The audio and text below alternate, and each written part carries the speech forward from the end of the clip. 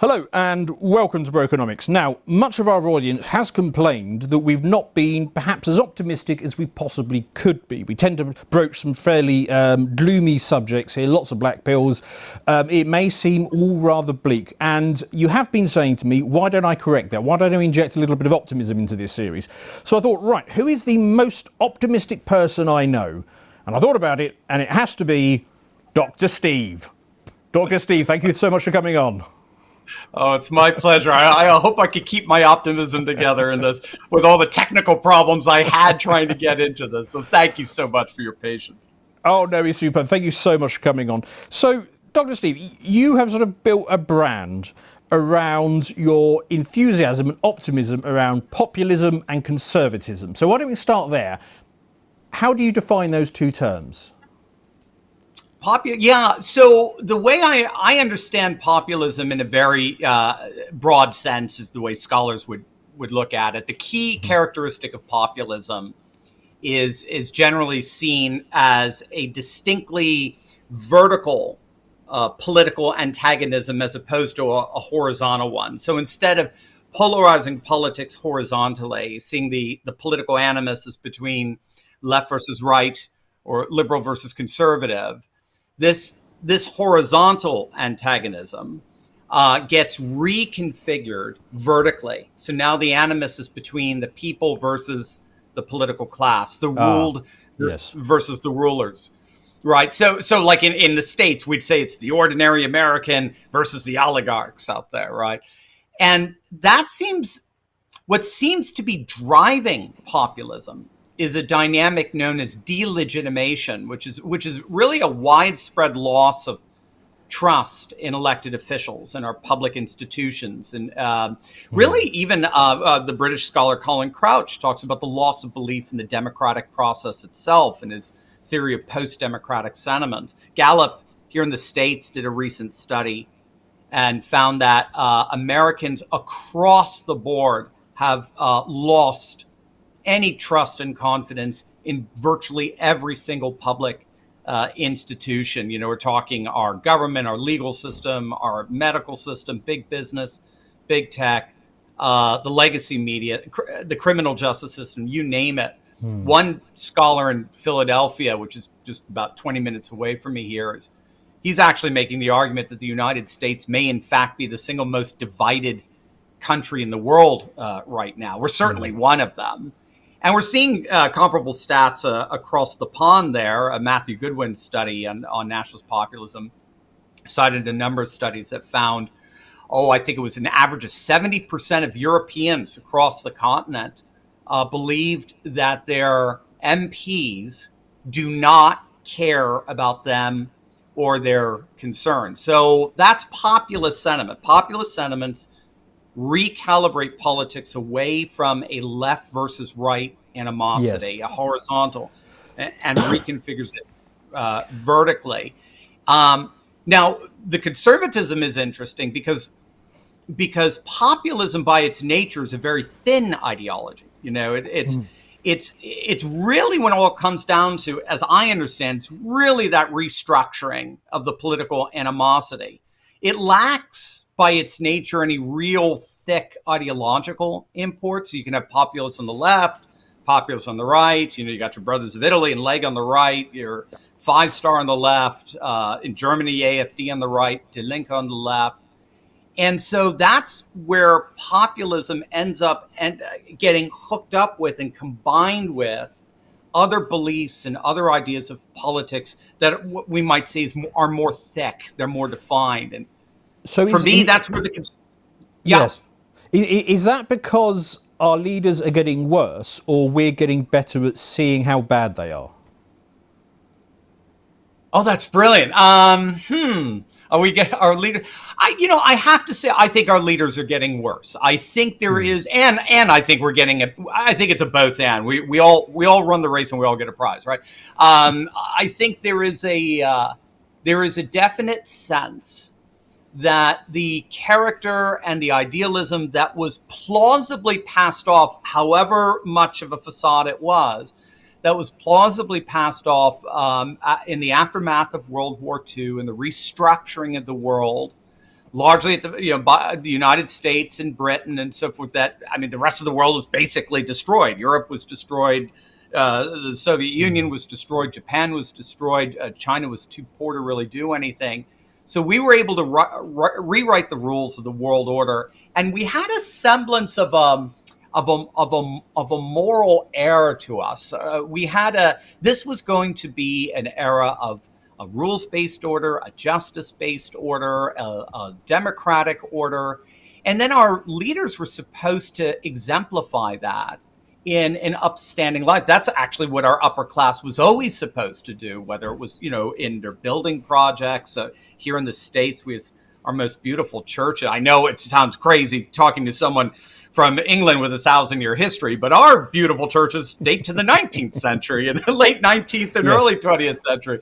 But those are again, they're European Gothic model churches, and they were primarily built at the behest of the Vanderbilts and the Rockefellers and so forth. They believed they should use money to beautify culture, unlike our oligarchs today, they don't care about culture or anything akin to that. So that's what I mean. I think they've gotten worse. I think there's a rotting, corrosive nature to our permanent political class that's made things worse. So that's interesting, because I think one of the distinctions perhaps between the US and the UK is that you still have some mechanism through your established party structure which you can see change. That's not really what we're seeing here. So one of the most popular themes on the, should we say, alternative media right in the UK is our zero seats campaign. We want the Conservative Party over here to get 0 seats,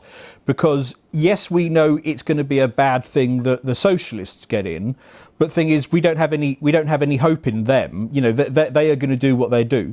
But what we have is a Conservative Party which has betrayed us so utterly and so thoroughly that they need to be destroyed so that a genuine right-wing party can emerge. But I'm not quite seeing that in the US yet. I hear a lot of talk about uniparty, but not yet that abandonment of the Republican Party.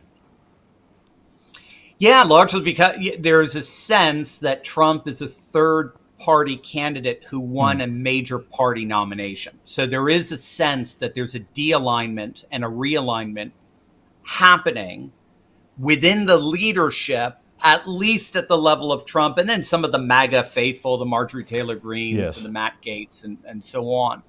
But there is a very comparable disdain and disgust with this, our supposed right wing and at the congressional level, as you know.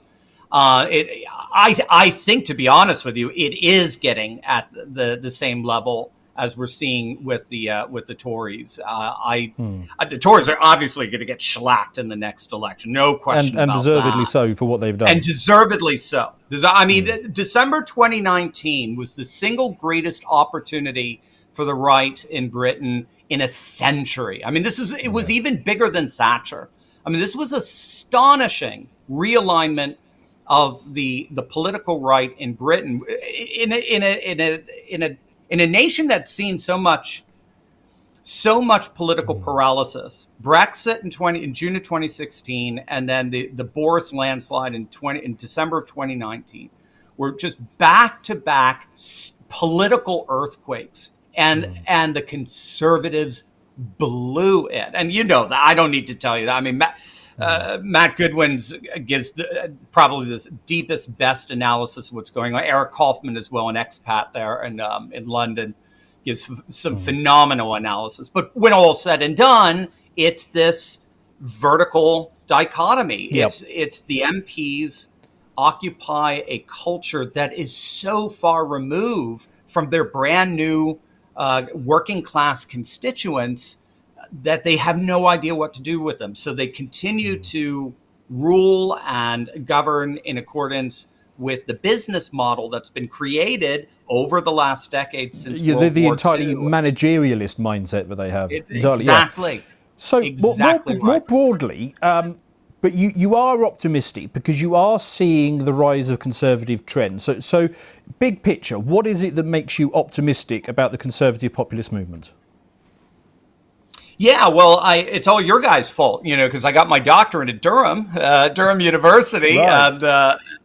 and that's where I came across a lot of this scholarship, sort of this post globalist, post secular scholarship. Sam Huntington really got the ball going with that, although he had Michel Mafasoli back in the 70s, Lyotard in the 70s. They were already talking about a massive paradigm shift that was brewing. But what scholars are seeing around the world is something really tectonic that's happening. I mean, despite all of the frustrations that we're facing with our Western globalist elite, the political order around the entire planet is actually going through a massive paradigm shift. Perhaps the single biggest paradigm shift since we've seen in 300 years since the Enlightenment. In short, we are seeing nothing less than the great ancient civilizations of the past in kaiju-like fashion rising up from the depths below and returning in all of their splendor, their ancient splendor, as it were, around the world. Orthodox Russia, Confucian China, Hindu nationalist India, Shinto Japan, Ottoman Turkey, this Pan-African, continental Africanism, Shiite Persia, and yes, even in Europe and the United States, a renewed civilizational populism, where ironically, even some of the most secular parts of Europe, like Sweden, Netherlands, and France, they're talking more about the revitalization of Christianity as the bulwark against civilizational death than ever before. It's really fascinating. So this is dramatically changing the world order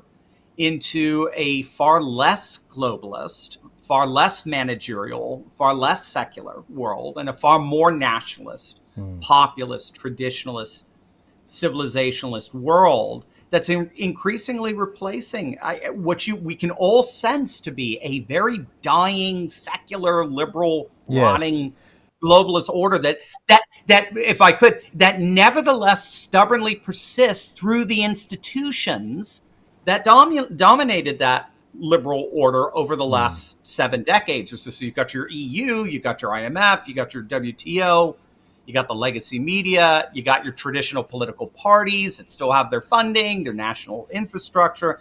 But there's a clear sense that these institutions and organizations no longer have anywhere near the legitimacy and authority they once enjoyed. It certainly feels like the populations are getting ahead of their leaders on this one, because I mean, in all of those examples you gave, and there are some great examples, but I mean, certainly in the Anglosphere, the people are really pushing at this. In Europe, people are really pushing at this. It's the leadership that are resisting, and we've seen some great examples of what can happen when you have leaders who are willing to use the power of the office that they come into. I'm thinking of Bukele in El Salvador and Milei in Argentina. They've actually used the power that they have at their disposal. So what is it about the Anglosphere that, we have these populations that see all of these things that you're talking about and they're moving, but there is this disconnect. Why is the Anglosphere lagging on this one? Well, right. I love the examples that you're giving it, Bukele and Milei, because there's certainly, and you could even go with Orban in Hungary. Yes. It's a very good question. I think in the end, because they are collectively, they are the crown jewel of the rules-based order. This is where all the power, all the money, all of the empire. Exactly. It is the heart. It is the epicenter of the rules-based order that is, as we're seeing with BRICS, as we're seeing with the rise of Russia and China, again, for right or for wrong, I mean, a new conservative age, as we might call it, and more what I refer to as a traditionalist age, has got it. It's not utopia. It's got its own problems as well. But there's no question that the ones who are overseeing this dying, rotting world are unfortunately the Anglosphere. We were the only ones who were basically not untouched, obviously, but we were the only ones that were still operative and very strong and vibrant post World War II. And so we could rewrite the rules. And then, of course, that was that was solidified in 91 with the fall of the Soviet Union and the advent of the unipolar world. So all the amount of, we're talking trillions upon trillions. Keep in mind, we're talking about a handful of people, comparatively speaking, hundreds, thousands of people controlling trillions of dollars. I mean, you just have to let that hit you. It's mind-boggling, and it's unfathomable how much power and affluence they have. El Salvador and Argentina are just such different countries, you know. And again, what I think we're seeing, the key theme there is what we're seeing is the ultimate success in the redefinition of politics, is the citizens versus the swamp, as it were. Now, Bukele ran as an outsider. He ran against the Salvadoran deep state. He used the power of the presidency, which is very formidable in El Salvador, to basically clean house on the streets as well as inside the halls of power in San Salvador. Glorious to watch. Yeah, it's amazing. Yeah, and then you're looking.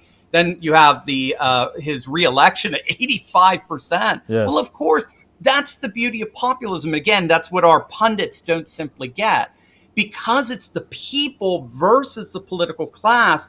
All the limitations, the electoral limitations you would have in left versus right, disappear. All of a sudden now it's all the people galvanizing together. Everyone who voted re-elected Nayib Bukele, you could be sure they have tremendous political disagreements, tremendous cultural disagreements. But what they are all united under is the sense that Bukele gives them a sense of power over corruption. And they will be drawn to that like a bull is drawn to a red scarf. Yeah, I mean, it certainly seems that it would be highly unlikely that any future US election in our lifetimes is going to get 85% support either way. Right. But I mean, there certainly is, power to be had even within this sort of decayed structure. And what I think of probably most of all is your house. It has a lot of power, but it has divested so much of that power to regulatory agencies and other bodies. I get the impression that most of the bills passed are not even read by the members. Well, that's for sure, and not written by any member. No, it's written by lobbyists. So I mean, what explains this weakness? Because that power is at their fingertips if they choose to use it. Right. Yeah, again, I think they feel that to use that power would be against their interests as members of the establishment. So you've got the donor class. Again, I don't think ideology has a whit to do with this, right? Washington, D.C. has become a business model. When all is said and done, Washington, D.C., I'm sure Westminster to a point, has become a business model. So some people make it in finance, some people make it in law, some people make it in the medical industry, but all the clowns of D.C., they made it in politics. They've learned to use politics as a means of personal financial gain. I think it was 3 years ago, we passed a fascinating threshold. It was the first year when the average net worth of a congressman was over $1 million. In the Senate, it's over $3 million. So they're clearly operating in accordance with what benefits them, what benefits the system that they've constructed that is growing increasingly alienated from the people. You've got, the military-industrial complex gets hundreds upon hundreds of billions of dollars pumped into it every single year. And there's just a lot of money. Again, you basically have 500 people controlling $3-4 trillion. Just, we've never seen that before in human history. So I think... Absolutely, and there's one theme that I think has been emerging in your discourse recently, which I sort of wanted to touch upon, and that is the role that the intelligence agencies have in this, and the sort of stranglehold they have over government. Tucker has been making this point lately about how basically congressmen are just afraid of the intelligence agencies. You've had a number of characters emerging and sort of talking about the ways and means of which they do this. How can that be broken? Because I mean that is the mechanism through which you get the funnel to the wars, to the funding, to the military-industrial complex, and the network tubes of money that keep this system, this weak system, in place. How to break it? That's a great. Well, what you're saying, we share in common apparently, because Brexit and Trump was, make no mistake, that was a political earthquake that rocked the establishment on both sides of the Atlantic. Neither of them were supposed to happen. Exactly right. Yeah. Exactly. That's how I started. Dan, you may know that's how I started my YouTube channel. It was in November of 2016. I was predicting that this was going to be our Brexit. This was going to be our exit via Trump from the liberal globalist order. Obviously, you see, we're having as hard a time to leave as you are from the EU, even if if it's officially or formally done. My heavens, right? Because again, there's just too much money at stake there. So I just don't think we can even begin to overestimate what a horror Nigel Farage and Donald Trump were to the establishment. And so what we've seen since then is the establishment adopting very much something akin to Klaus Schwab's concept of stakeholder capitalism. So that's generally presented as, well, he wrote a book in 1971, actually the year before he founded World Economic Forum, entitled Stakeholder Capitalism. And it's generally presented as just this benign system in which corporations work together with government to serve our interests for the betterment of the environment and society and blah, blah, blah. As it turns out, we know it's bureaucrats and billionaires, corporations, states teaming up to forge a society that benefits them and protects. To watch the full video, please become a premium member at lotuseaters.com.